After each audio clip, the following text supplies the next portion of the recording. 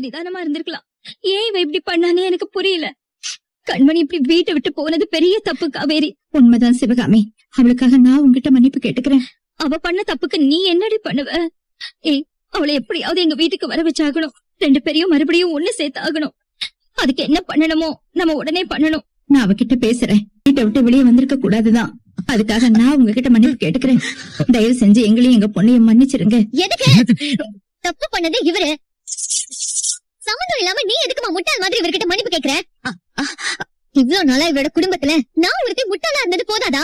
கண்மணி, மாப்பிள்ள முன்னாடி என்ன மரியாதை இல்லாம பேசிட்டு இருக்க? இங்கே நீ இப்படி பேசுறனா உங்க வீட்டை எப்படி பேசியிருப்ப? அதாங்க என்ன நடந்துச்சுன்னு இந்நேரம் உன் ஃப்ரெண்டு உனக்கு சொல்லிருப்பாங்களே. போதாததுக்கு தன்னோட நியாயத்தை சொல்றதுக்கு இப்ப இவரு இங்க வந்துட்டாரு. இந்த உலகத்துல யார் அவங்க பண்ண தப்ப ஒத்துக்கிறா? மனசாட்சியே இல்லாம ஒரு தப்பு பண்ண வேண்டியது காலத்துக்கும் அதை மூடி மறைக்கலாம் நினைக்கிறது. வெளியே தெரிஞ்சிருச்சுன்னா ஏன் மறைச்சோன்னு கூச்சமே இல்லாம அதை நியாயப்படுத்த வேண்டியது. கண்மணி, நீ ரொம்ப அதிகமா பேசுற. வாய மூடு.